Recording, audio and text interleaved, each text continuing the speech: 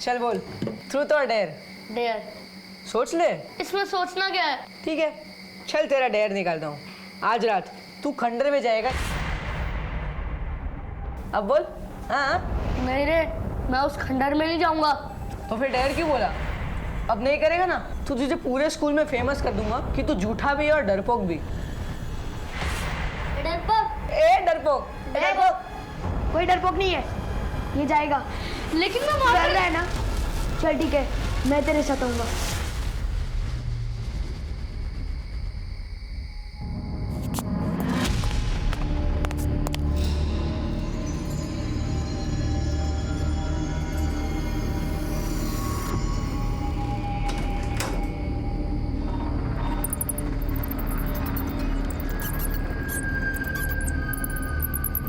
आशु, यार बहुत डर लग रहा है। चल लौट चलते हैं, कहीं भूत भूत आ गए तो मुफ्त में हमारे जाएंगे। अबे डरपोक, दिमाग खराब हो गया क्या तेरा? ये भूत भूत कुछ नहीं होते हैं। चल।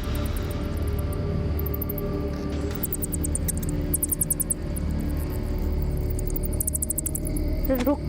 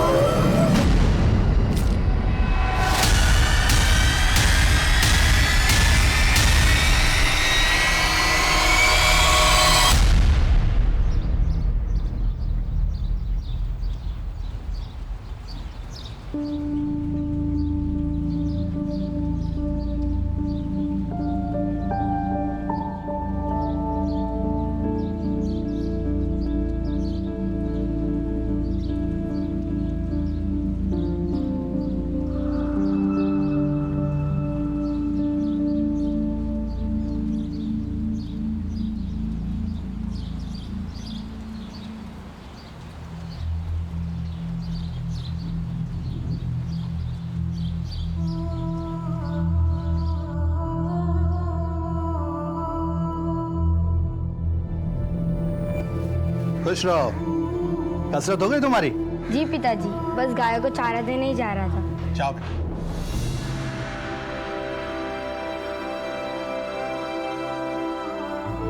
लता, हमारे बेटे में कुछ तो विशेष है। तुम देखना, एक दिन ही हमारा नाम जरूर रोशन करेगा।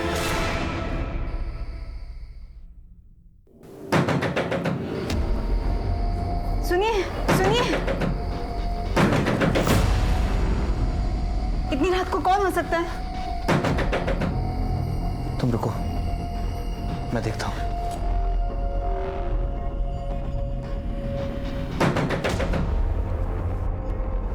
कौन है?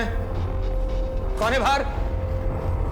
शब मैं रामू, आपकी गाड़ी की चाबी देनी थी।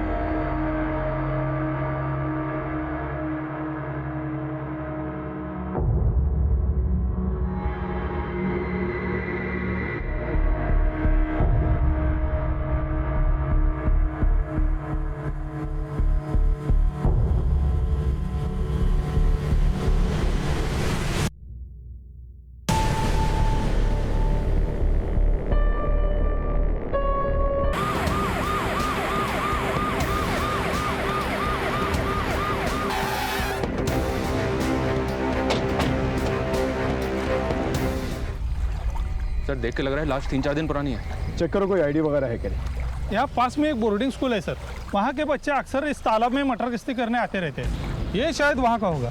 बॉडी को पोस्टमार्टम के लिए भेजा और इस बोर्डिंग स्कूल में जाके पूछताछ की। बोर्डिंग स्कूल किस तरफ? ये तो हमारे स्कूल का स्टूडेंट आशुतोष है। ये तो 4 दिन पहले घर जाने के लिए निकला था। क्या? घर जाने के लिए निकला था? वो भी 4 दिन पहले? जी सर, दरअसल इसका एक भाई है अभिनव। ये दोनों हमारे स्कूल में ही पढ़ते हैं। पिछले हफ्ते हरिओम ने दोनों को खंडहर में पकड़ा था। कौन है उधर? ये तो हरिओम है। चल भाग, नहीं तो पकड़े जाएंगे।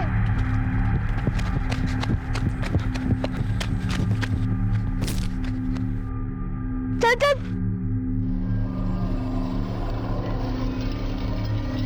इतनी रात में क्या कर रहे तुम दोनों? हाँ, मैडम को बोलता हूँ, चलो जल्दी। इसलिए इनके अगेंस्ट हमने इनडिसिप्लिनरी एक्शन लिया। आखिरी बार पूछ रही हूँ, कौन कौन था वहां पर? उनके नाम बता दो, नहीं तो अभी तुम्हारे पेरेंट्स को बुलाकर तुम दोनों को घर भेज दूंगी। ठीक है, अब तुम्हारे पेरेंट्स को ही बताती हूँ, वही पूछेंगे तुमसे। कितना पूछा था सर, बट ना अभिनव ना आशुतोष किसी ने कुछ नहीं बताया। आखिरकार मैंने उनके फादर राकेश अग्रवाल को बुला लिया। अभिनव के पैर में चोट लगी थी तो वो आकर उसे ले गए, पर आशुतोष नहीं गया। बट आप तो कह रही थी वो घर जाने के लिए निकला था ना सर। अभिनव के जाने के बाद अगले ही दिन आशुतोष भी चला गया। दीदी के एंगेजमेंट है घर पर, मुझे घर जाना है। लेकिन जब वो घर नहीं पहुंचा तो उसके घर वालों ने इस बारे में आपसे कोई इंक्वायरी नहीं की? हमारे यहाँ ज्यादातर अनाथ बच्चे पढ़ते हैं और जिनका घर आसपास होता है वो वीकेंड्स में घर चले जाते हैं। अब इनका घर भी पास में ही है और एक दिन पहले ही आशुतोष के पापा अभिनव को लेकर घर चले गए बेटी के एंगेजमेंट के लिए। तो जब आशुतोष ने कहा कि दीदी के एंगेजमेंट के लिए मुझे घर जाना है तो मुझे कोई शक ही नहीं हुआ। एक भाई घर पर है और दूसरा भाई स्कूल से घर के लिए निकलता है और बीच में उसका मर्डर हो जाता है, और ना ही घर वालों को कुछ पता चलता है और ना ही स्कूल वालों को। सर मैंने उन बच्चों को बोला था खंडर पे मत जाओ, लेकिन वो मानते ही नहीं थे सर। देखिए ना क्या हादसा हो गया। अरे क्या बकवास कर रहे हो? एक सेकंड, किस खंडर के बारे में बात कर रहे हो? ठीक से बताओ। खंडर पे ना भूत वूत का चक्कर है सर। सर वहाँ पर कोई आता जाता नहीं है, मगर सर वो शहर वाले मानते नहीं ना, इसलिए देखिए ना क्या हादसा हो गया। सर सब अंधविश्वास की बातें हैं, ऐसा कुछ नहीं है। हमको लगा इसलिए हमने बता दिया। कुछ और पता है इसके बारे में? सर कुछ दिन पहले मैंने आशुतोष की जान बचाई थी, नहीं तो गांव वाले उसको मार डालते। उसको मार डालते? ये क्या कह रहा है? सर आशुतोष बहुत ही शरारती लड़का है, हमेशा स्कूल से बिना बताए गायब हो जाता था। सर अभी कुछ दिन पहले ही गांव वालों ने आशुतोष को पकड़ लिया था, बहुत ही मारा पीटा था उसे। किसने? सर गांव वालों का कहना था कि आशुतोष गांव की लड़कियों को छेड़ रहा था। वो तो सही समय पर आकर किसी ने स्कूल में बता दिया, नहीं तो उसी दिन बात बिगड़ जाती। कौन थे ये लोग जिन्होंने आशुतोष को मारा था? वो पास के कुछ गांव के लोग थे।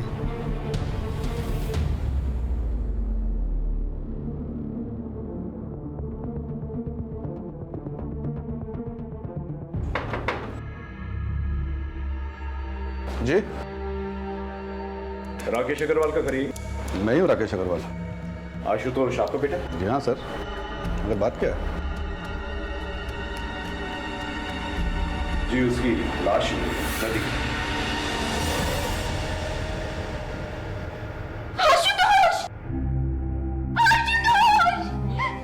क्या हो गया?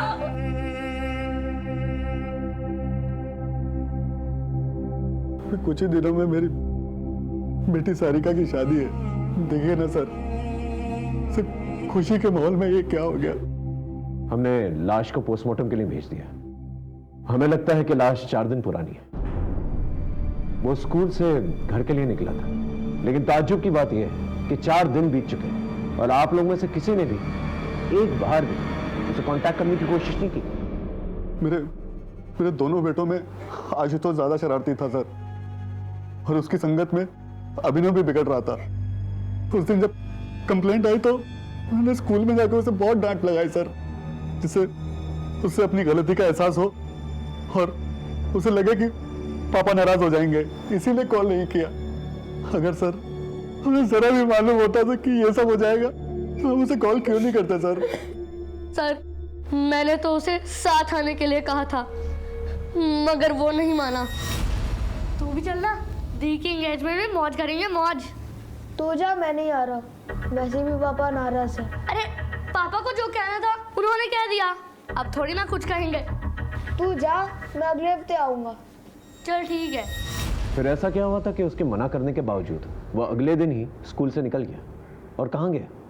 नहीं आप लोगों को बताया उसने और ना ही स्कूल वालों को। बेटा तुम लोग उस दिन खंडर में क्यों गए थे? आज रात तू खंडर में जाएगा ये प्रूफ करने कि वहां कोई भूत नहीं है। नहीं रे, मैं उस खंडर में नहीं जाऊंगा। डरपोक कोई डरपोक नहीं है, ये जाएगा। लेकिन मैं वहां डर रहा है ना? चल ठीक है, मैं तेरे साथ आऊंगा। ये भूत भूत कुछ नहीं होता है। मैंने मना भी किया था उसे, पर लेकर गया वो मुझे, और वहाँ वो था।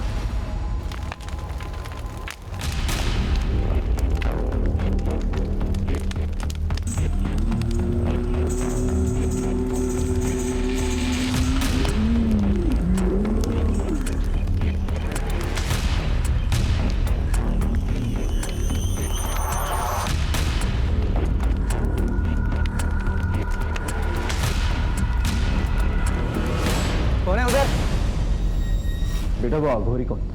उसे पहले कभी देखा था? हम तो पहली बार देख रहे थे उसे, मगर वो था बहुत डरावना। अगर दोबारा उसे देखोगे तो पहचान लोगे? जी सर। एक बात बताओ अभिनव, वो जो तुम्हारे दोस्त हैं हॉस्टल में, कहीं ऐसा तो नहीं कि उन्होंने आशुतोष को दोबारा से घुसाया कि वो खंडर में जाए? पता नहीं सर। तुमने उन दोस्तों के नाम प्रिंसिपल को क्यों नहीं बताया? सर हम तो पहले से ही फंस चुके थे स्कूल में, उन्हें क्यों फंसाते? स्केच आर्टिस्ट की मदद से अभिनव से स्केच बनवाने की कोशिश करो। अगर इस अघोरी का इस मर्डर से कुछ लेना देना भी नहीं तो भी हम इससे हेल्प ले सकते हैं। शायद इसने कुछ देखा कि मना करने के बावजूद भी आशुतोष तालाब के किनारे है और उस खंडर में क्या कर रहा है। Yes sir. और इस फैमिली का भी बैकग्राउंड चेक करो। इतनी तैयारियां चल रही हैं सगाई की, लेकिन बेटा इनके टच में नहीं था और इन लोगों ने भी जरूरत नहीं समझी कि बेटे को कॉन्टैक्ट करें। मामला कुछ अलग है। ये गाँव वालों को क्या हुआ? एक टीम गांव भेजी थी सर, सबको थाने लेकर आई। ठीक है, चल। साहब, अब कोई हमारी बहू बेटियों पर नजर डालेगा तो उसे कुछ कहेंगे भी नहीं क्या? और ये आशुतोष की तो क्या कहें? साफ साफ बता क्या हुआ था?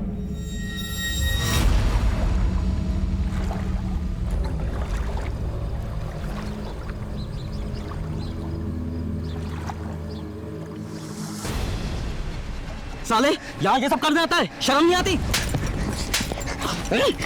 तुझे? ए भाई पकड़ो इसको, भागने मत दे। जाओ भाई, क्यों मार रहे हो? ये साला झाड़ियों में छुपकर लड़कियों को देख रहा था। छोड़ दीजिए भैया जी, गलती से आ गए थे, आगे से नहीं आएंगे। साहब उसकी अकल तो उसी दिन ठिकाने लगा देते गांव वाले, मगर वो स्कूल वालों को पता नहीं किसने बता दिया और वो उसको बचा कर ले गए। और उसकी अकल ठिकाने लगाने के चक्कर में जब आशुतोष तुझे मिला अकेला तो हमेशा हमेशा के लिए उसे ठिकाने लगा दिया और उसकी लाश को तालाब में फेंक दिया। क्यों? 2 महीने पुरानी बात का बदला हम लोग अब क्यों लेंगे? जो कुछ होना था उसी दिन हो गया था। उसके बाद से तो वो लड़का गांव या तालाब की तरफ तो दिखाई भी नहीं दिया। लेकिन उसकी लाश तो तालाब के पास ही मिली थी। साहब मुझे इसका कुछ मालूम नहीं। सर, उस गांव वाले के बारे में पता किया, मगर उसका कोई सच कोई क्रिमिनल रिकॉर्ड नहीं है कि किसी की जान ही ले ले। ठीक है, अपनी जान जारी रखो और उसको कुछ दिनों तक यहीं पर रखो। ओके? जब भी हम किसी केस की छानबीन करते हैं तो उस केस के हर एक पन्ने को पलट कर देखते हैं, विक्टिम से जुड़े सभी लोगों की अच्छी तरह से छानबीन करते हैं। सस्पेक्ट्स के होने के साथ साथ सेंसिटिव भी था, इसलिए हमें बहुत ही समझदारी के साथ, बहुत ही गुप्त तरीके के साथ सब कुछ करना था। हम मुजरिम को चौकन्ना नहीं करना चाहते थे। केस में मुश्किलें बहुत थी, लेकिन हमने भी ठान ली थी। पृथिव्यानि त्रीणि रत्नानि जलमन्नं सुभाषिताम मुद्धे मुद्धे। पृथिव्यातीनि रत्नानि जलमन्नं सुभाषितं मुद्दे पाषाण खान्देषु रत्न संज्ञा विधीयते। अरे वाह, अब आप इस श्लोक का अर्थ बताइए। इस श्लोक का अर्थ है कि इस धरती पर सिर्फ 3 प्रकार के रत्न हैं, जल, भोजन और मनुष्य के विचार। बहुत अच्छे, आप ऐसे ही मेहनत करते रहो, एक दिन अपना बहुत बड़ा मुकाम हासिल करोगे।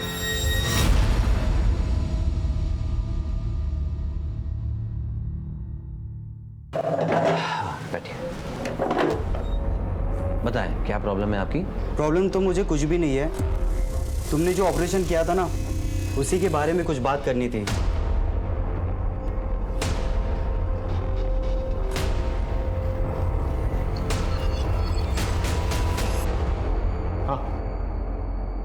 आशुतोष की पोस्टमार्टम रिपोर्ट आ गई है।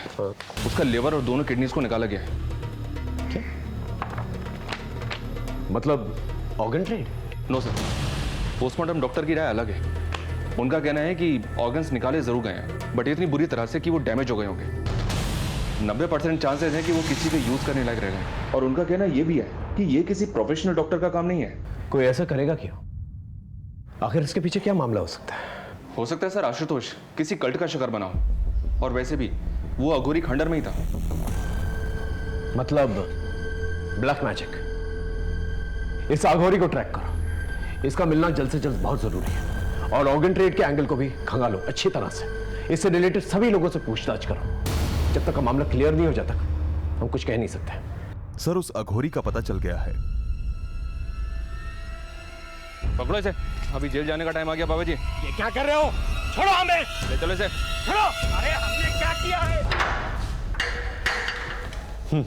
अच्छा तो तू है इन सब का बड़ा अफसर, मगर याद रख एक सन्यासी की साधना में रोड़ा बन रहा है तू। मिट्टी में मिला दूंगा तुझे। बाबा जी ये सन्यासी का चोला उतार के जरा ये बताइए, ये बच्चे आशुतोष का क्या किया? कौन आशुतोष? हम तो सिर्फ ब्रह्मा ब्रह्म को जानते हैं। देख हमसे मिलने आत्माओं के आने का समय हो रहा है, जाने दे हमें। क्षमा कर दूंगा तुझे तेरी इस भूल के लिए। अरे बाबा कहाँ चल दिए? चुपचाप यहाँ खड़े रहिए और हमारे सवालों के जवाब दीजिए, समझे? अरे मूर्ख, इतना दुस्साहस! राख कर दूंगा, मिट्टी में मिला दूंगा। देखो बाबा सीधे सीधे इज्जत से पूछ रहा हूं, क्या कि उस बच्चे की लाश मिली उस खंडर के पास जो तालाब है ना, वहां जहां पर आप कुंडली मार के बैठे हुए और उसके अंग निकाले गए? कोई मजाक नहीं चल रहा है यहां पर। सीधे सीधे से बताओ अगर कुछ देखा है तो। देखना चाहेगा? अभी दिखाता हूं मेरी शक्तियां।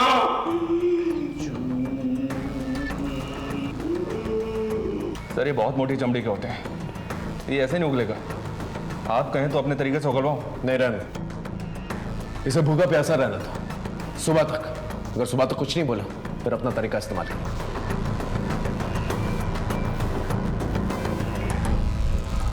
ऑर्गन ट्रेड के एंगल में कुछ बोला? नहीं सर।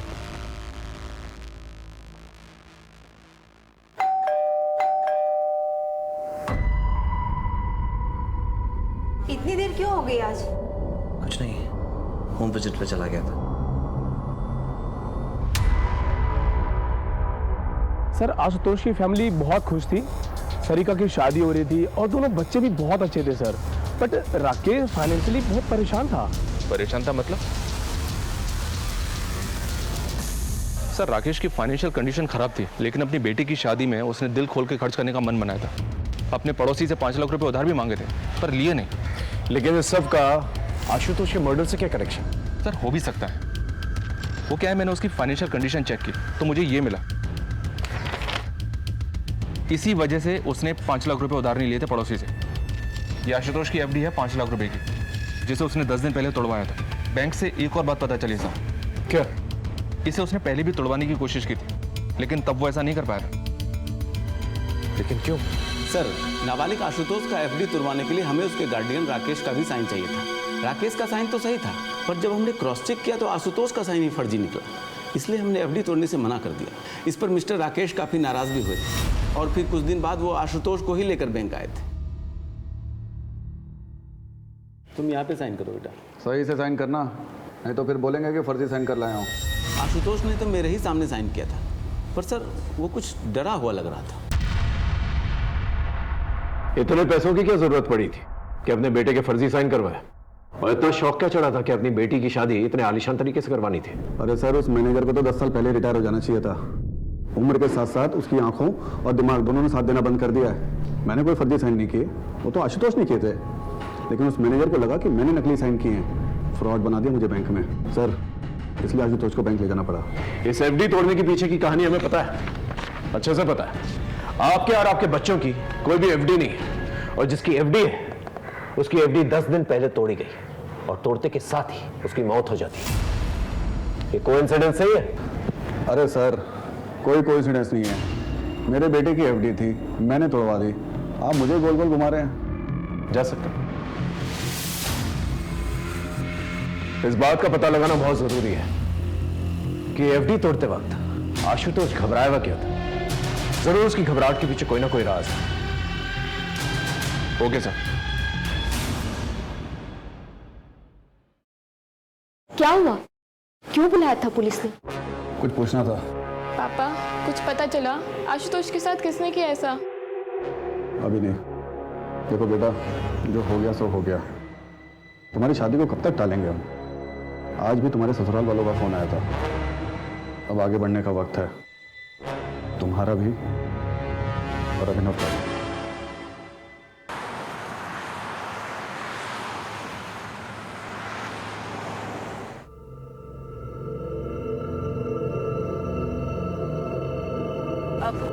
भैया आगे से अंदर ले लीजिएगा।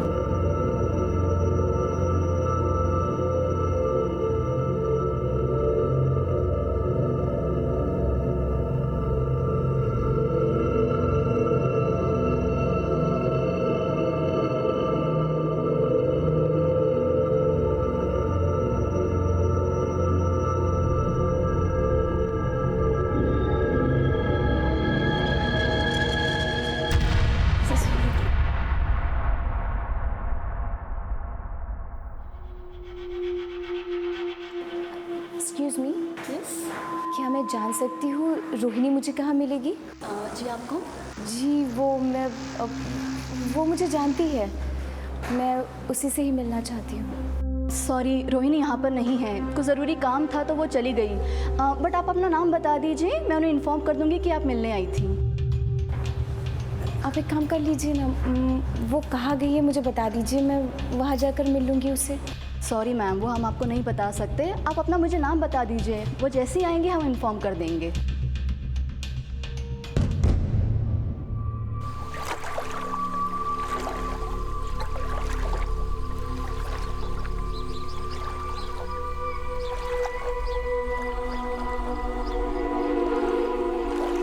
मनोहर, तुम्हारा बेटा तो इतनी ठंड में सुबह सुबह स्नान करके निकला है, क्या बात है?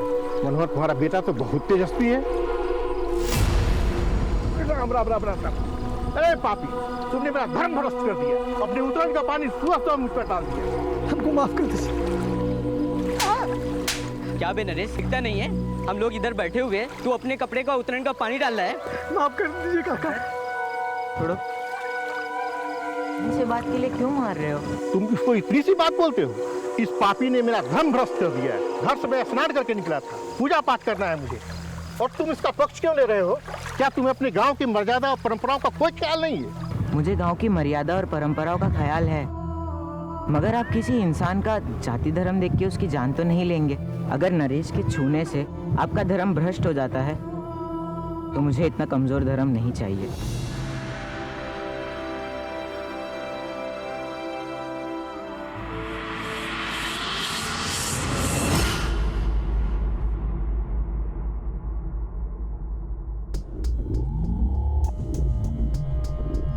सर, हमने नजर रखी हुई है, कोई हलचल नहीं है। देख गुड्डू, ऑर्गन ट्रेड का एंगल तो है इस केस में। अब तू हमें बता दे, अगर बाद में पता चला ना कि तू कुछ भी जानता है तो प्रॉब्लम हो जाएगी तेरे लिए, समझा?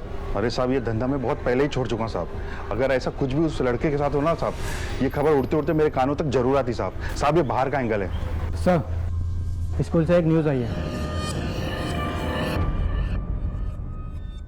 किरण जी, ये वही अंकित है ना जिसने अभिनव और आशुतोष के साथ खंडर पे जाने की बैट लगाई थी? आज रात तू खंडर में जाएगा ये प्रूफ करने कि वहाँ कोई भूत नहीं है। जी सर। और अभी अंकित भाग गया है? सर, अंकित अकेला ऐसा लड़का नहीं है जो स्कूल से भाग गया है, और भी लड़के हैं जो स्कूल से भाग गए हैं। असल में जिस माहौल में ये पैदा होते हैं, पलते हैं, उन्हें स्कूल की पढ़ाई अनुशासन जेल जैसी लगती है।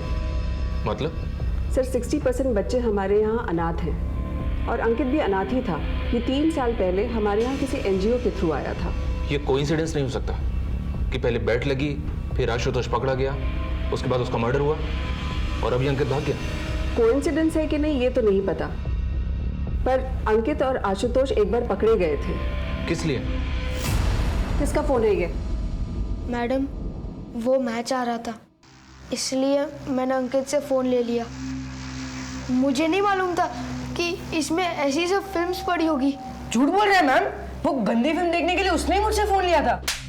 ये फोन और ये फिल्म कहाँ से आई तुम दोनों के पास? पड़ा हुआ मिला था। ऐसी चीजें तुम दोनों को ही कैसे मिल जाती है, बाकी बच्चों को नहीं मिलती है? कल से हर रोज 1 महीने तक पूरे ग्राउंड के चक्कर मारोगे तुम दोनों। चलो जाओ यहाँ से। अगर है तो प्लीज दीजिए। अंकित की सारी डिटेल्स हमें चाहिए। वो कहां से आया था और यहां पर आने से पहले वो किन लोगों के साथ रहता था। इस केस में कई सिरे थे जो उलझे हुए थे, लेकिन हम अपनी पूरी ताकत के साथ, पूरी मुस्तैदी के साथ इन सारे सिरों को अच्छी तरह से टटोल रहे थे। जैसा मैंने पहले भी कहा था, मुजरिमों के बढ़ते हौसलों के साथ साथ उनके कनेक्शंस और उनके नेटवर्क्स भी बढ़ जाते हैं। लेकिन हम कड़ी से कड़ी जोड़ते गए और सारे सबूत इकट्ठा करते गए। हमें भी इस बात का पूरा अंदाजा था कि हमारा सामना एक बहुत ही पेशेवर और एक बहुत ही बड़े मुजरिम के साथ था।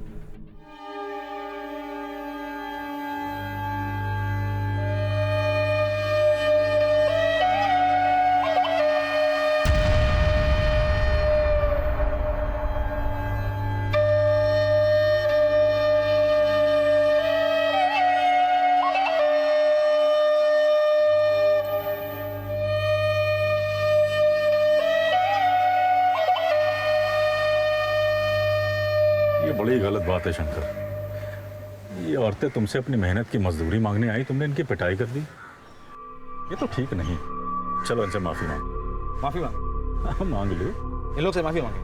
अरे गुणानंद भैया, हमें कोई माफी वाफी नहीं चाहिए। सही कह रही है, एकदम सही कह रही है। अबे जब इनको पीटने में कोई आपत्ति नहीं है तो तुम काहे क्रांति का झंडा उठाए घूम रहे हो बे? ये क्रांति की बात नहीं है शंकर, ये न्याय की बात। देखो, आज तुम्हारे शरीर में बल है, ताकत है, तो तुम इनको मारते हो, पीटते, चुप रहती, बोलते नहीं। लेकिन ये ना भूलो कि इनके पास भी सत्य का बल है। तुम जानते हो तुम बौड़ा गए हो, तुम्हारा दिमाग खराब हो गया है, तभी तुम ऐसी बहकी बहकी बात कर रहे हो, समझे? देखो, हमको यहाँ पे तमाशा चाहिए नहीं। जितना तामा झामा है ना तुम्हारा ये सब लपेटो और निकलो यहाँ से, समझे? जैसी प्रभु की इच्छा। काका, बहुत सम्मान करते हैं हम आपका, लेकिन अब एक बात तो तय है कि जब तक शंकर इन गांव वालों से माफी नहीं मांगेंगे और इनकी मजदूरी नहीं देगा, तब खेतों में काम नहीं होगा। और हम सब भी यहीं बैठे रहेंगे काका, देखते हैं प्रभु की क्या इच्छा है ना। चलो बैठ जाओ भाइयों, बैठो, बैठ जाओ, बैठो सब अपने ही बैठो।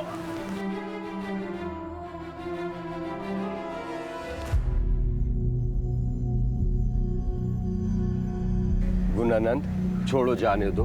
शंकर से गलती हो गई, आगे से ऐसा नहीं करे। तुम मुझसे सब अपनी मजदूरी ले लो, ये मजदूरी ले लो। धन्यवाद। बोल इनसे, आगे से किसी को नहीं मारेगा। माफी मांग इनसे, बोल।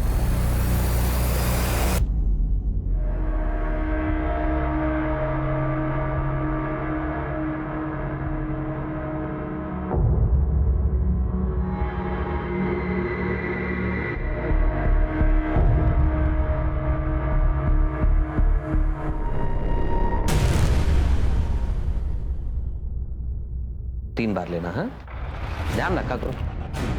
कौन हो तुम लोग? अंदर कैसे आके तुम लोग? कंपाउंडर, क्या कर रहे हो तुम?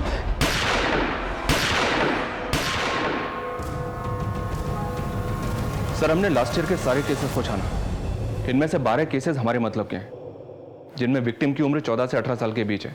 7 लड़के और 5 लड़कियां।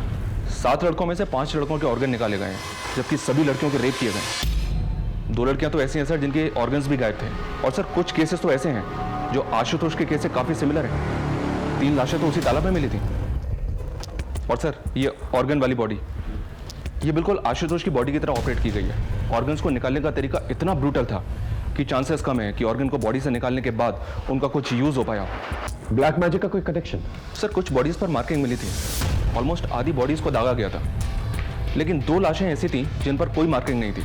लेकिन एक बात है सर, ऑर्गन को बॉडी से निकाला तो गया है, जैसे कि आशुतोष की बॉडी से निकाला गया था। इतने सिमिलर केसेस और किसी ने ध्यान तक नहीं दिया। इनमें से किसी की पहचान हुई है? जी सर, इनमें से 4 लड़के और 3 लड़कियों की पहचान हो गई थी, लेकिन बाकी बॉडीज अनआइडेंटिफाई ही रह गई थी। इन अनआइडेंटिफाइड बॉडीज को आइडेंटिफाई करो और इनसे रिलेटेड जितने भी थाने हैं उनमें पूछताछ करो। देखो क्या निकल कर आता है। इतना सारा कनेक्शन है तो कोई ना कोई कॉमन लिंक जरूर होगा।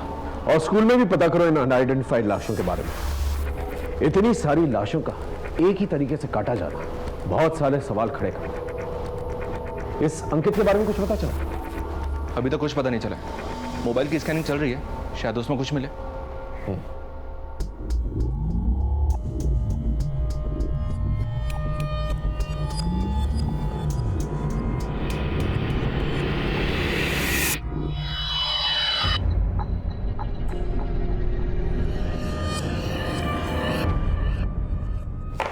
सर, आप लड़कों के बारे में क्रॉस चेक कर रहे थे वो तो ठीक है, पर ये लड़कियां, हमारा बॉयज स्कूल है। पॉसिबल है कि आसपास की लड़कियां हों जिन्हें आपने कभी देखा हो या आपके स्कूल में उन्हें कोई जानता हो, कोई गर्लफ्रेंड या कोई फ्रेंडशिप वगैरह? सर, हमारे यहाँ के स्टूडेंट तो बाहर ही नहीं जाते हैं, तो ये लड़कियों वाला एंगल तो निकलता ही नहीं है। मैडम, जिस ट्रस्ट का स्कूल है उनके गर्ल्स स्कूल भी तो हैं, हो सकता है वहाँ की कोई लड़की हो। होगी सर, पर मैं इनमें से किसी को नहीं जानती हूँ। आप ट्रस्ट का एड्रेस लीजिए और वहीं जाकर पता कर लीजिए। सर, आप इस तरह से अपनी इन्वेस्टिगेशन में बार बार स्कूल को लेकर आ रहे हैं, स्कूल की रेपुटेशन पे असर पड़ रहा है। सर, इनमें से कोई भी लड़का या लड़की हमारे किसी भी स्कूल या इंस्टीट्यूट से रिलेटेड नहीं है। हाँ, जो बच्चे हमारे स्कूल से भागे हैं ये उनकी मिसिंग रिपोर्ट है, जो हमने पुलिस में भी लिखवाई हुई है। उसके बाद उनके साथ क्या हुआ ये हमें भी नहीं पता। हमें स्कूल से भागे हुए हर बच्चे की डिटेल चाहिए। वो यहाँ पर आने से पहले किसके साथ थे, कहाँ रहते थे? जी सर। बेबी बस 2 मिनट, बेबी 2 मिनट, बस 2 मिनट, बेबी 2 मिनट, बस 2 मिनट में सब्जी तैयार, फिर बेबी खाना खाएगा। चलो बेबी, बस बस बस, चलो। चलो देखिए कौन है, कौन है, कौन है, कौन है, देखो कौन है, कौन है, कौन है, देखो देखो देखो कौन है। ओ मम्मा आई है। ओ जी बेटा, क्या हुआ मेरे बच्चा? सुबह से तंग ही कर रहा है। सब्जी, अरे सब्जी।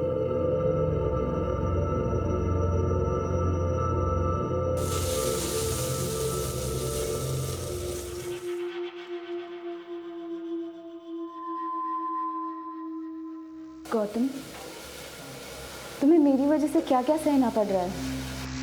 क्या हो गया अचानक? तुम जानती हो चाहे कुछ भी हो जाए मैं हमेशा तुम्हारे साथ हूं। अच्छा बताओ, तुम्हारा काम कैसा था? ठीक ही था, पर हुआ नहीं। अगर हमें इस बार का चुनाव जीतना है ना तो कुछ अलग करना पड़ेगा। हम अपने क्रेडिट पर चुनाव नहीं जीत सकते। वो गुणानंद है ना, वो जनता का मसीहा बन बैठा है। अच्छा, अभी जागे हैं आप। सरकार, ये जो बुद्धि आपको आई है ना, बहुत देर से आई है, समझे? क्या लूट मचाए हो पिछले 5 साल तक। और जिस टाइम पे आप लूट मचा रहे थे ना, वो गुणानंद जनता के बीच में जाके उनके लिए काम कर रहा था, इसीलिए मसीहा बना है। हमारी एक बात ना आप कान खोल के सुन लीजिए। आपकी इस नेतागिरी में ना बहुत सारा पैसा लगाए हम, अब हम नुकसान नहीं उठा सकते। तो ये गुणानंद का हिसाब किताब कीजिए, समझ रहे? क्या है कि हमारा पैसा ना मेहनत का पैसा, ब्याज सहित असूले हैं। वक्त के साथ साथ ये केस भी बड़ा और संगीन होता चला जा रहा था। नए नए खौफनाक और खतरनाक मामले रोशनी में आ रहे थे, क्योंकि लोगों में डर का माहौल बना हुआ था, इसलिए कोई भी खुलकर सामने नहीं आना चाहता था। लेकिन कोई ना कोई कहीं ना कहीं पहल जरूर करता है। इस केस में अपराध के खिलाफ मोर्चा खोलने वालों की, आवाज उठाने वालों की जितनी सराहना की जाए उतनी कम है, क्योंकि इसी के जरिए इस अपराध का महाजाल हम काट सकते थे। सलाम साहब, बोल। एक खबर लाया हो आशुतोष के बाप के बारे में। क्या खबर? सर, आजकल कुछ ज़्यादा ही भगवान को मानने लगे। तो इसमें खबर जैसा क्या? आप ही तो जादू टोने का एंगल ढूंढ रहे थे ना, इसलिए सोचा बता दूं। आप तो जानते हो छोटी मोटी बात के लिए आपको डिस्टर्ब नहीं करता। तो बड़ी बात बताना। आशुतोष और उसके बाप के रिश्ते के बारे में। सर, एहतियात के तौर पर आदमियों को जब डिटेल्स निकालने के लिए कहा था, तब इस फैमिली के बारे में ये बात पता चली थी, जिसे बहुत ही खूबसूरती से इन लोगों ने छिपा के रखा हुआ। आजकल बहुत पूजा पाठ करवा रहे हैं। हाँ, तो इसमें गलत क्या है? घर की शांति के लिए करवा रहे हैं। लेकिन हमें तो पता चला है कि ये सब कुछ आजकल में शुरू किया आपने। अचानक से इस तब्दीली की वजह जान सकता हूँ? मेरा बेटा मरा है। आपका नहीं, आपके बड़े भाई का। आशुतोष आपका बेटा नहीं था, ये बात आपने हमसे छुपाई। वो मेरे बड़े भाई का बेटा था, लेकिन मेरे बेटे जैसा ही था। बड़े भाई की मौत के वक्त वो 2 साल का था, तब से पाला है उसे। छुपाने जैसा क्या है? छुपाने वाली बात है पैसा। आपने अपनी बेटी सारिका की शादी के लिए आशुतोष की एफडी तोड़ी, और एफडी तोड़ने के तुरंत बाद उसकी मौत हो जाती। जी क्या कह रहे हैं सर आप? 5 लाख रुपए के लिए मैं ये सब करूंगा? मैंने कब कहा कि 5 लाख रुपए के लिए आप करेंगे सब? पेपर्स है ना? ये पेपर्स हमने तहसील से मंगाए। ये आपके बड़े भाई की प्रॉपर्टीज के पेपर है, और इसके मुताबिक उनकी मौत के बाद तुरंत ही उनके बेटे के नाम पे हो जाती है सारी प्रॉपर्टीज होते हैं, और उसकी मौत के बाद ये सब कुछ आपके नाम पे हो जाता है। अब इतना सब कुछ के लिए आप ये सब तो करिए। खुद से कातिल ढूंढा नहीं जा रहा और हमारे ऊपर आरोप लगा रहे हैं। अगर आपके पास कोई सवाल है तो पूछिए, वरना मुझे और भी काम है।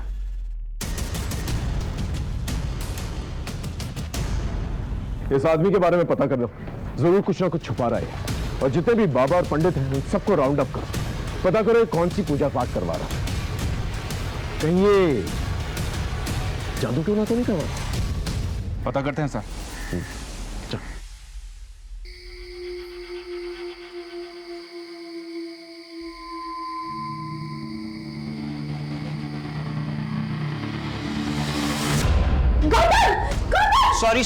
सॉरी, गलती से बटन दब गया था। मैं जानता हूँ तुम्हें अंधेरे से डर लगता है, सो सॉरी। कोई बात नहीं, एक्चुअली सॉरी तो मुझे कहना चाहिए था। फोबिया मुझे है और खामखा तुम्हें तकलीफ में डाल रही हो। मैं जानता हूँ तुम्हारा दर्द, तुम्हारे मन में बहुत कुछ चल रहा है, पर तुम किसी से शेयर नहीं करना चाहती। पर मैं हूं ना तुम्हारे साथ।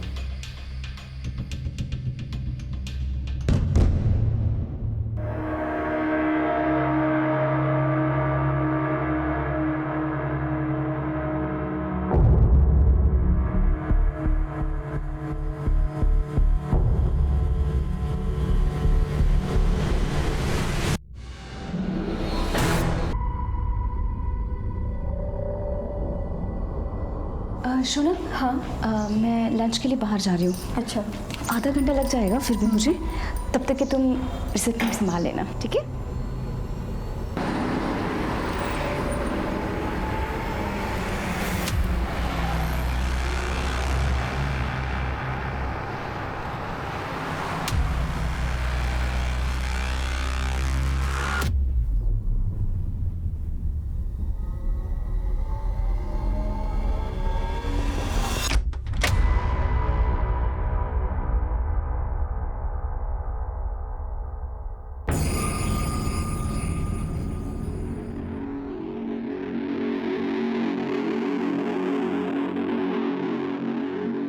कुछ मिला?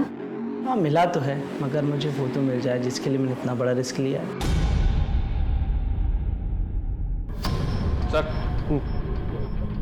सर टोटल मिली 12 लाशों में से 5 लाशों की पहचान नहीं हो पाई है, लेकिन जिन 7 लाशों की पहचान उनके घर वालों ने की थी, उन सबको बुलाकर हमने उनका बैकग्राउंड चेक किया, तो सबके अंदर एक कॉमन लिंक निकलकर सामने आया है। क्या है कॉमन लिंक?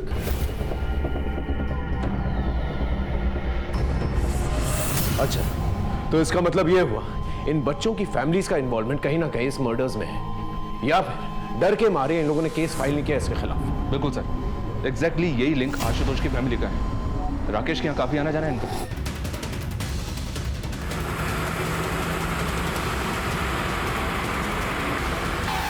वहां जाके चेक करो, देखो क्या मिलता है। बस प्रशांत अंदर देखो, वहां जाओ। हाँ।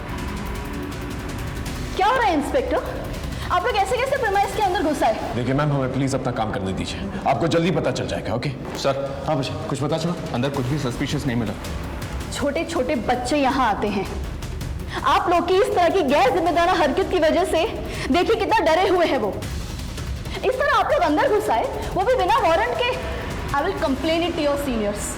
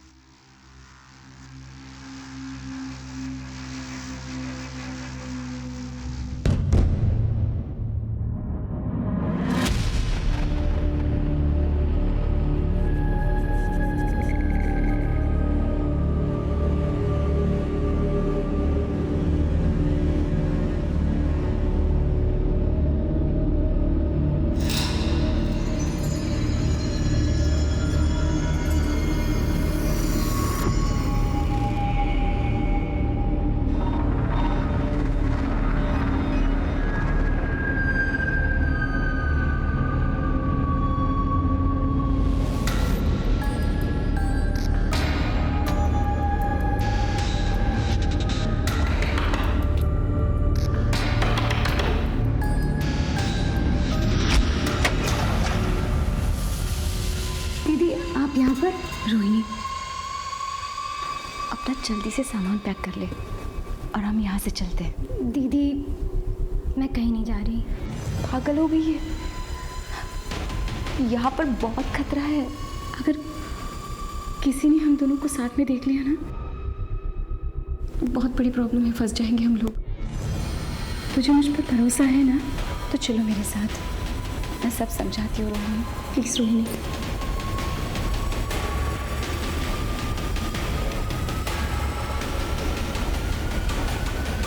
चलो रोहिणी। रुक क्यों गई? चलो। तुम्हें क्या लगता है दीदी, मैं तुम्हारे झांसे में आ जाऊंगी?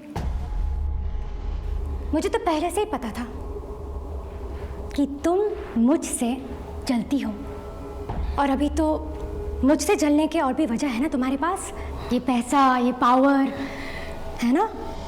रोहिणी, ऐसी बात नहीं है बेटा, यहाँ पर कुछ भी सही नहीं है, इसलिए कह रही हूँ। चलो। क्यों दीदी, क्यों सही नहीं है? जब तक तुम कर रही थी सब कुछ सही था, लेकिन तुम पीछे रह गई, मैं आगे निकल गई, तो बस सब कुछ गलत हो गया।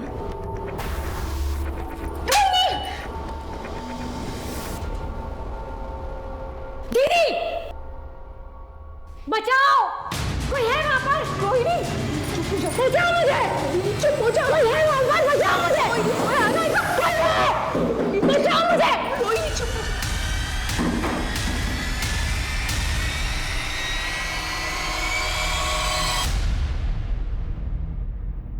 हिमांशु रावत, इतनी लापरवाही।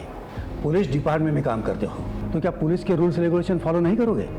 तुम जानते भी हो कितना केओस हो सकता था अगर पब्लिक को इस रेड के बारे में पता चलता। सर, हमारी इन्वेस्टिगेशन की सारी लीड्स इसी जगह पर पहुंच रही थी, इसे हमने रेड मारी। आगे से इस बात का ख्याल रखना, मुझे इन्फॉर्म किए बिना तुम इस केस में कोई भी कदम नहीं उठाओगे। पिछले हफ्ते एक टीम ने रेड मारने की परमिशन मांगी थी। ये फाइल स्टडी करो। ये क्या सर? एक टीम और भी है जिसने सेम जगह पे छापे मारने थे। कौन सी टीम? जी, इस केस के बेसिस पर ही हमने कमिश्नर साहब से रेड के ऑर्डर मांगे थे, बट इनफ एविडेंस ना होने की वजह से ऑर्डर इशू नहीं हुए थे। ये कौन सा केस था? एक आदमी की बीवी गायब हो गई थी। सर, मेरी बीवी वैदेही, वो बोल के गई थी कि वो ऑफिस के काम से शहर से बाहर जा रही है, पर तब से अभी तक वो वापस नहीं आई। कहाँ गई थी वो? पता नहीं सर, कुछ बताया नहीं। सर, मैंने ऑफिस से पूछताछ भी की, पर उन्होंने कहा कि वैदेही शहर से बाहर कहीं गई नहीं ऑफिस के काम से। जब हमने इस औरत के ऑफिस से पता किया तो हमें ये पता चला कि वो औरत अक्सर अपने पति से झूठ बोल करके कई शहरों में जाया करती थी, जबकि उसके ऑफिस से कभी भी काम के सिलसिले में उसको शहर से बाहर भेजा ही नहीं गया था। फिर ये कहाँ जाती थी? पहले तो हमें ये अफेयर का एंगल लगा, फिर हमने उसके पति से बात की। देखिए, आपकी बीवी ऑफिस के काम से तो बाहर जाती नहीं थी, और आपका ये कहना है कि उसका कोई अफेयर भी नहीं था, फिर वो आपसे झूठ बोल करके आखिर जाती कहाँ थी? सर, मैं श्योर तो नहीं हूँ, पर उसकी एक बहन थी रोहिणी, जो शादी से पहले कहीं चली गई थी। हो सकता है वैदेही उसे ही ढूंढने जाती हो, क्योंकि हमेशा वो यही कहती रहती थी कि उसको वो ढूंढ के रहेगी। कहाँ से गायब हुई थी उसकी बहन? सर, कभी उसने मुझे बताया नहीं। जब हमें वैदेही की बहन रोहिणी की गुमशुदगी के बारे में पता चला, तब हमने अपनी इन्वेस्टिगेशन फिर से शुरू की।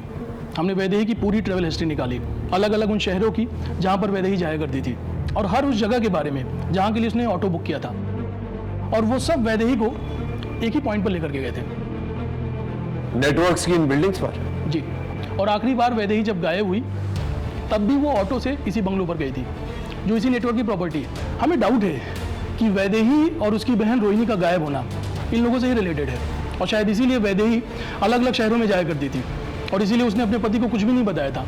हो सकता है जान के खतरे को लेकर के डर रही होगी।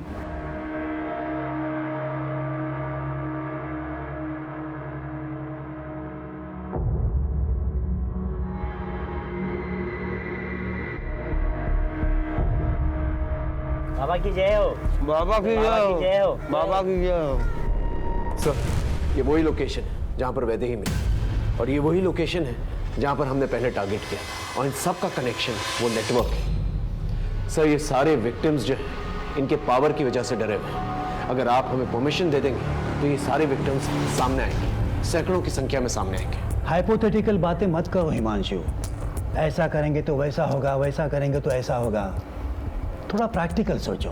शक करने की वजह हमारे पास बहुत हैं, लेकिन क्या हमारे पास पुख्ता सबूत हैं? कोई चश्मदीद गवाह हैं? देखो, पिछली बार भी तुमने रेड मारी थी, क्या मिला? इस बार भी अगर हम फेल हो गए, रिजल्ट 0 आ गया, तो संभालना बहुत मुश्किल होगा हिमांशु। इसलिए मैं ये कहूँगा कि तुम कोई पुख्ता सबूत ढूंढो, कोई चश्मदीद गवाह ढूंढो। तब मैं इस ऑर्डर पे साइन करूंगा। सिर्फ शक के बेसिस पर इतना बड़ा रिस्क मैं नहीं ले सकता। हमने पूरी एड़ी चोटी का जोर लगा दिया था, लेकिन फिर भी अपराधी को पकड़ने में हम नाकामयाब रहे। अब हलचल बढ़ गई थी। अब अपराधी की नजर पुलिस की हर एक मूवमेंट पे थी, क्योंकि केस सेंसिटिव और बड़ा था। कमिश्नर साहब की इंस्ट्रक्शंस और उनकी फिक्र वाजिब थी। हम कोई गलती नहीं कर सकते थे और ना ही खुलेआम हाथ डाल सकते थे। ऐसे में हमने ठोस और पुख्ता सबूत जमा करने शुरू किए। एक कहावत तो आपने सुनी ही होगी, पाप का घड़ा एक ना एक दिन जरूर भरता है। शायद वक्त आ गया था कि इस गुनहगार की किताब के पन्नों में कानून की सजा के पन्ने अब लिखे जाएं। ये आपने लिखवाई थी? जी सर, मेरे पति ऋतुराज की हत्या इन्हीं लोगों ने करवाई है, क्योंकि उन्होंने इन लोगों के लिए काम करने से मना कर दिया था। वो लोग इतने बड़े हैं कि पुलिस कुछ नहीं कर पाई। बस शूटर मिला, इंसाफ हुआ।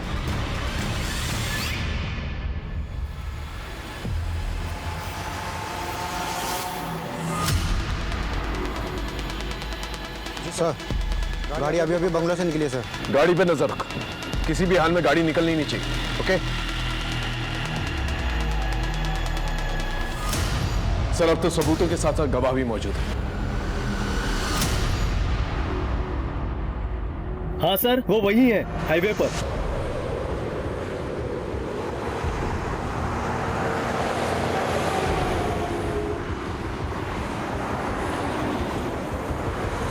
सर, वो रही गाड़ी। पीछा करो उसका और कंट्रोल रूम में इन्फॉर्म कर। सभी जगह नाकाबंदी करवा। ये गाड़ी निकलनी नहीं चाहिए।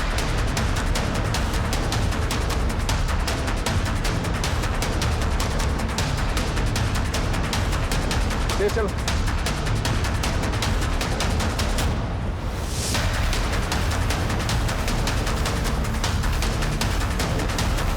उस तरफ से लेके वो टेक करो।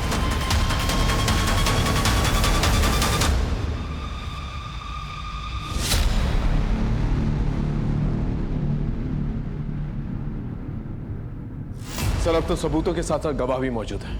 हमारी टीम्स रेडी है, बस आपके ऑर्डर्स की जरूरत है। देखो मैडम, आप पीछे तो नहीं हटेगी? नहीं सर, उस आदमी को मैं सलाखों के पीछे देखना चाहती हूँ और उसके लिए मैं कुछ भी करूंगी। सर, हम जितनी देर लगाएंगे वो इतनी दूर चला जाएगा। प्लीज।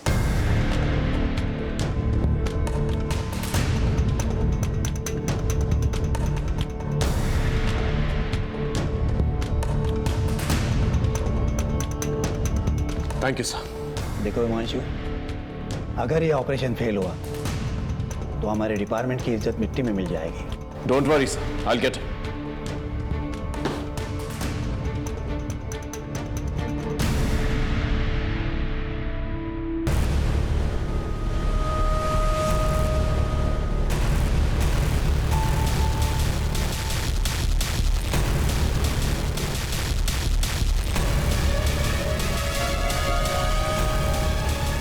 लगता है हमारे बेटे में कुछ तो विशेष है। एक दिन ये हमारा नाम जरूर रोशन करेगा।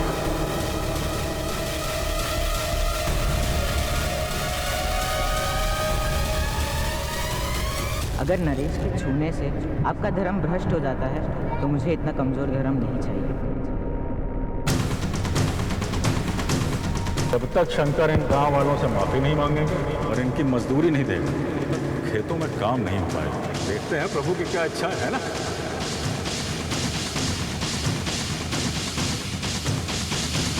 Breaking news. अभी तक की सबसे बड़ी खबर ये है कि गुणानंद स्वामी को पुलिस ने राज्य के हाईवे से गिरफ्तार कर लिया है। गुणानंद की गिरफ्तारी के बाद उनके भक्तों में काफी आक्रोश देखा जा रहा है। कई जगहों पर तोड़फोड़ और आगजनी की वारदातें भी हुई हैं। छोड़ेंगे नहीं, आग लगा देंगे घर को।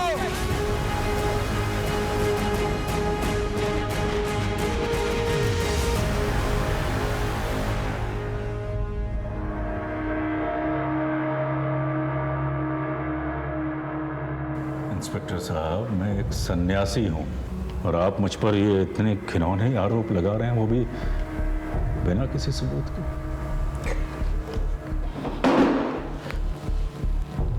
हमारे पास तेरे खिलाफ सबूत भी है और चश्मदीद गवाह भी है। कितने बड़े अफसर हैं आप, फिर ऐसी नादानों जैसी बातें क्यों कर रहे हैं? किसी ने कुछ ऊट पटांग कह दिया और आप हमको यहाँ इस कारावास में ले आए कैद करके। जो प्रभु की इच्छा, हमें आपसे कोई शिकायत नहीं। भय है कि आप हमारी बात मान नहीं रहे, लेकिन हमारे जो भक्त हैं बाहर, यदि उन्हें ये पता चल गया कि आपने मुझको यहाँ यूं कैद करके रखा है तो यकीन जानिए अनर्थ हो जाएगा। धमकी दे रहा है, दंगे करवाएगा, फसाद करवाएगा। अरे मैं कैसे फसाद करवाऊंगा? मैं तो यहाँ आप लोगों की कैद में हूं ना, कारावास में। लेकिन मेरे भक्त जो बाहर हैं इस कारावास से दूर, वो मासूम है, प्रेम करते हैं मुझसे, और प्रेम में तो इंसान कुछ भी कर जाता है ना। ऐसी चिकनी चुपड़ी बातें करके भोले भाले भक्तों को अपने जाल में फंसाता है ना तुम। लेकिन यहाँ ऐसा नहीं चलेगा, यहाँ गुनाह कबूल किए जाते हैं। परंतु कौन से गुनाह, कौन से? ये ऐसे नहीं मानेगा। एक काम करो, इसे यहीं रखो और खाना पीना बिल्कुल नहीं देना, और सोने भी मत देना। देखते हैं ये खेल कितने दिनों तक चलता है।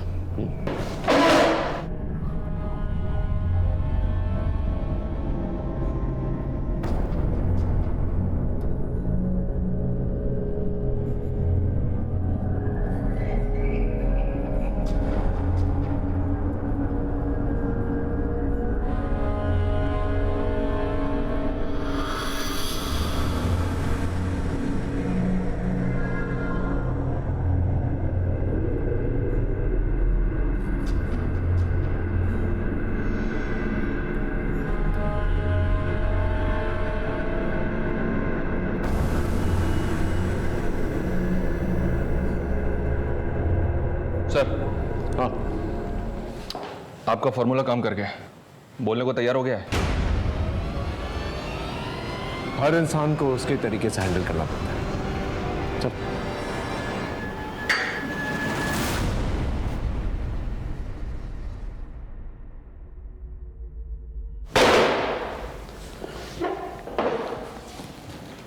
चल, अब बोल।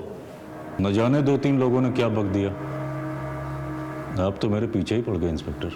ये दीवारें ज्यादा दिन तक रोक नहीं पाएंगे इंस्पेक्टर। ऐसी चिकनी चुपड़ी बातें करके भरतपुर से पूरे भारत के लोगों को धोखा दिया है तूने।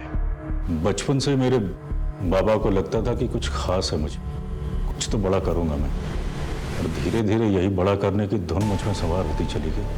गुणानंद बाबा की, गुणानंद बाबा की, गुणानंद बाबा की।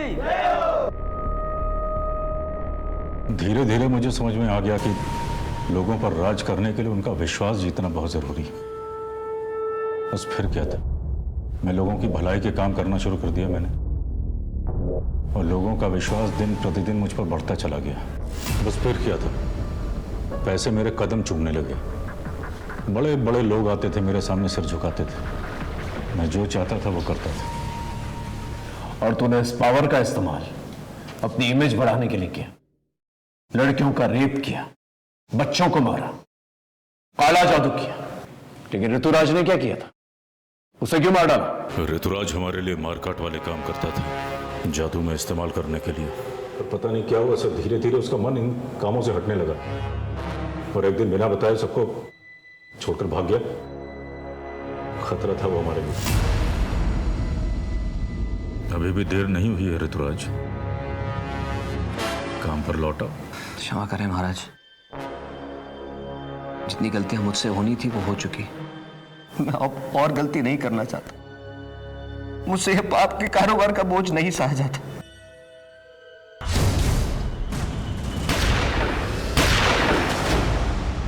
वैदेही कहाँ है?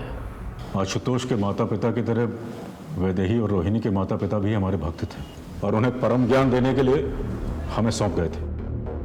सौंप गए थे और तूने उनका शोषण किया।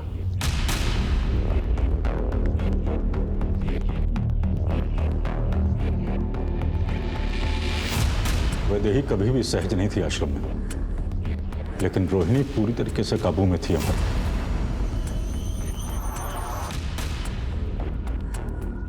6 साल दोनों आश्रम में रहे, परंतु उनके माता पिता की मौत के पश्चात वैदेही आश्रम से भागने में सफल हो गई। लेकिन वैदेही रोहिणी को आश्रम से निकालने के लिए लगातार प्रयास कर रही थी और एक दिन वो रोहिणी तक पहुंच भी गई, लेकिन रोहिणी ने उसके साथ जाने से इनकार कर दिया। रोहिणी चुप हो जा।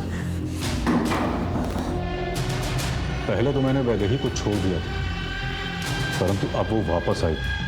मैंने सोचा अगर इस बार उसे छोड़ देता तो वो पुलिस को अपने साथ ला सकती थी, इसलिए, परंतु अब वो वापस आई। मैंने सोचा अगर इस बार उसे छोड़ देता तो वो पुलिस को अपने साथ ला सकती थी, इसलिए।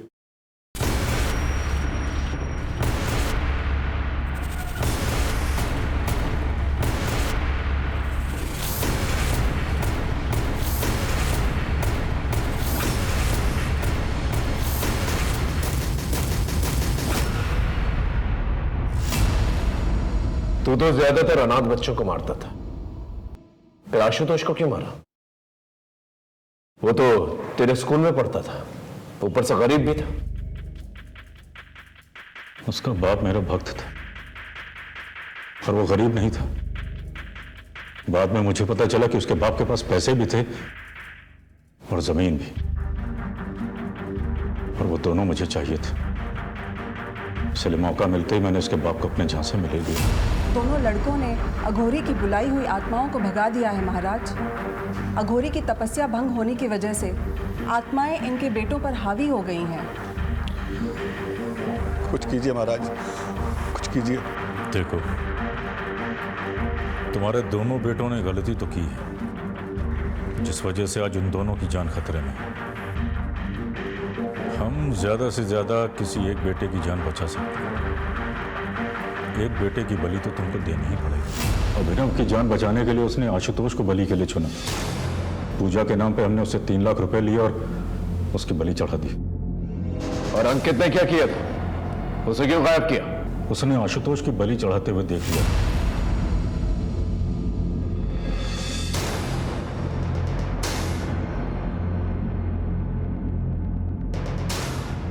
ना जाने तूने कितनी जमीनों का गबन किया है, कितने घरों को बर्बाद किया है, कितने भोले भाले मासूम लोगों को हमेशा हमेशा के लिए मिटा दिया है। अपना साम्राज्य फैलाने के लिए कितने लोगों को बलि का बकरा बनाया, और ना जाने कितनी लाशों पर चल के तो यहां तक पहुंचा है। लेकिन अब नहीं।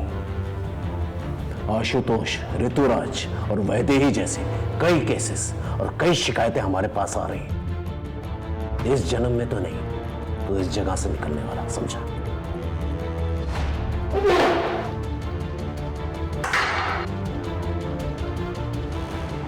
आज दुनिया के हर एक कोने में ऐसे बाबा हैं जो आध्यात्मिक होने के साथ साथ बड़े बड़े और अच्छे अच्छे काम करते हैं, और लोग भी आंख बंद करके उन पर विश्वास करते हैं।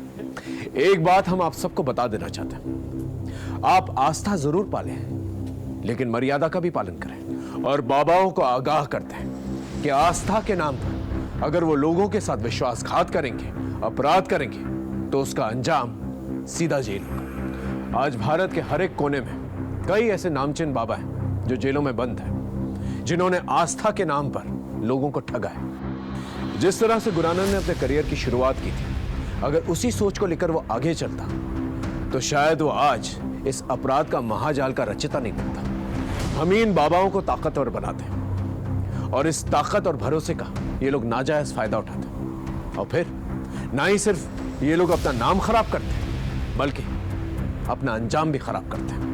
हर दस्तक को पहचाने और याद रखिए, धर्म के खिलाफ काम करने वाला कभी धार्मिक नहीं हो सकता। इसी के साथ मैं आपसे विदा लेता हूं, फिर मिलेंगे एक नए केस के साथ। तब तक देखते रहिए क्राइम पेट्रोल दस्तक, क्योंकि मकसद बताना नहीं, बचाना है।